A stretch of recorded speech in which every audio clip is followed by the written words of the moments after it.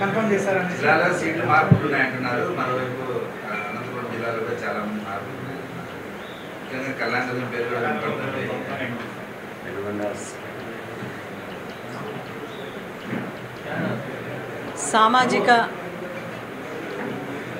సామాజిక న్యాయం ప్రతి ఒక్క కులానికి చేయాలనేది మన ముఖ్యమంత్రి గారి శ్రీ వైఎస్ జగన్మోహన్ రెడ్డి గారు సంకల్పం కాబట్టి అందులో భాగంగా శరవేగంగా అనంతపురం జిల్లా అదేవిధంగా సత్యసాయి జిల్లాలో కూడా చాలా సీట్లలో మార్పులు చేర్పులు అయితే జరుగుతూ ఉండేది అయితే వాస్తవం. సో ఎందుకు ఇది చేసుకుంటున్నామంటే ఒక ముఖ్యమంత్రి గారు ఎప్పుడు చెప్తుంటారు నా బీసీ, నా ఎస్సీ, నా ఎస్టీ, నా మైనారిటీస్, ఈ ఒక సామాజికంగా పరిపూర్ణంగా ప్రతి కులానికి కూడా ఒక రిప్రజెంటేషన్ ఉండాలి. ఎక్కువగా కులాలు ఎక్కడున్నారో అక్కడ సామాజిక న్యాయం కోసం ఈరోజు ఈ మార్పులు అయితే జరుగుతున్నాయి. మళ్ళా మన పార్టీ నినాదం అయితే వై నాట్ 175కు 175 అనే నినాదంతో వెళ్తున్నాం. ప్రజా సంక్షేమం కొరకు అదేవిధంగా the weaker and the downtrodden sections ఎవరైతే ఉన్నారో, ద వీకర్ సెక్షన్స్ ఎవరైతే ఉన్నారో అందరూ కూడా మళ్ళీ జగనన్నే రావాలి అని ప్రతి ఒక్కరు కోరుకుంటున్నారు. కాబట్టి ఖచ్చితంగా ఇది మన బాధ్యత.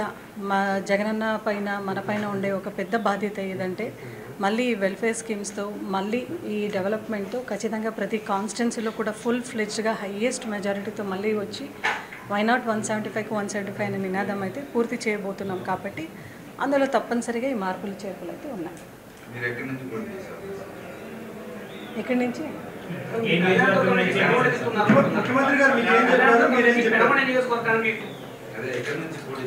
కరెక్టే, మీరు విన్నది వాస్తవమే.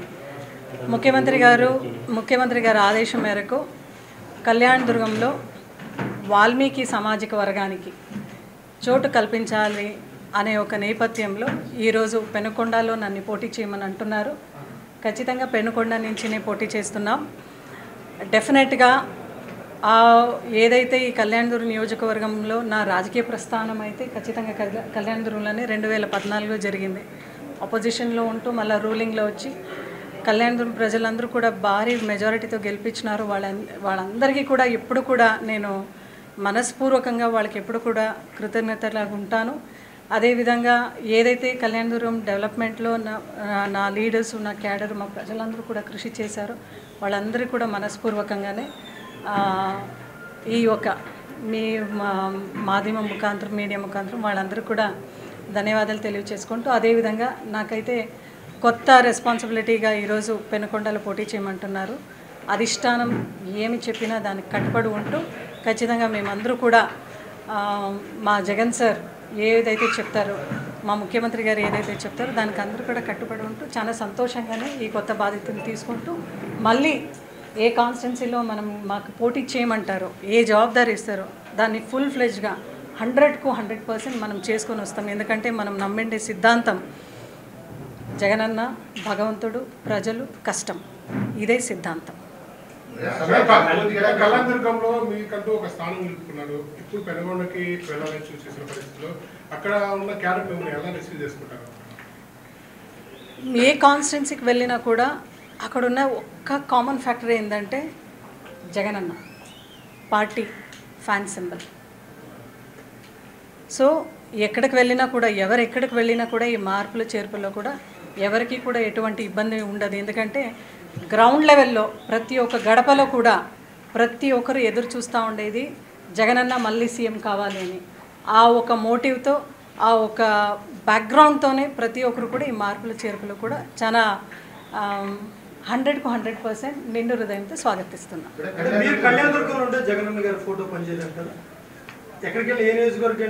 నేను మీకు ఒక మాట చెప్పినాను. బోయా సామాజిక వర్గానికి, వాల్మీకి సామాజిక వర్గానికి చోటు కల్పించాలి అనే ఒక నేపథ్యంలోనే ఈ మార్పు జరిగింది తప్ప వేరే ఏ దాంట్లోనూ కాదు అని మీ అందరూ కూడా మీడియా ద్వారా సవినయంగా కోరుకుంటున్నాను. ఎందుకంటే మీరు ఒకటే గమనించాలి, బీసీలకు రాజ్యం అంటే అది జగనన్నతోనే సాధ్యం. ఈ ఒక నినాదం ఉంది కాబట్టి బీసీలకు మీరు కూడా చూసినారు. గత ప్రభుత్వం అయితే ఖచ్చితంగా బీసీలందరూ కూడా గుర్తించిన పరిస్థితి లేదు. బట్ మన జగనన్న, మన గవర్నమెంట్లో మేము కార్పొరేషన్స్ ఓపెన్ చేసి చాలా కులాలందరినీ కూడా డైరెక్టర్స్ని కూడా అపాయింట్ చేసి ఇంకా ఆ కులాలకి ఎట్లా మెరుగైన సేవ అందించాలి అనే నేపథ్యంలో మనం వర్క్ చేసినాం. కులగణన కూడా మనం మొన్న కూడా మీరు చూసినారు, సీఎం గారు ఆదేశించినారు. ఇవన్నీ కూడా దృష్టిలో పెట్టుకుంటే ఖచ్చితంగా బీసీలకు రాజ్యం జగనన్నతోనే సాధ్యం.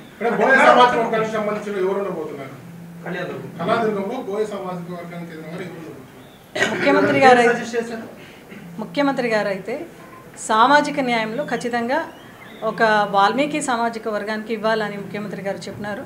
వాల్మీకి సామాజిక వర్గంలో ఏ స్ట్రాటజీతో ఎవరు వస్తారు అనేది ముఖ్యమంత్రి గారి నిర్ణయం.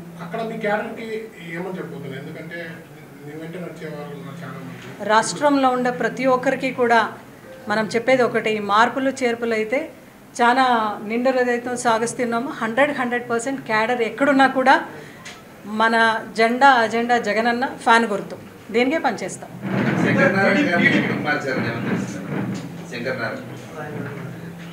మీరు చూస్తారు ఇంకా 2-3 రోజుల్లో కూడా డెఫినెట్గా అన్నయ్యకు కూడా. టీడీపీ వాళ్ళు ఇక్కడ పనికిరాని చెత్త వేరే చోట ఎలా పనికొస్తుంది అంటే మన ఇంట్లో చెత్త పక్కింట్లో వేస్తే సుగంధం అయిపోతుందా అన్న పరిస్థితి. ఇప్పుడు ఇక్కడ మీరు పనితీరును క్రైటీరియా తీసుకున్నారా జగన్ గారు, లేదంటే సామాజిక న్యాయాన్ని క్రైటీరియా తీసుకున్నాం. అంటే పనితీరు సంబంధించి. Thank you so much.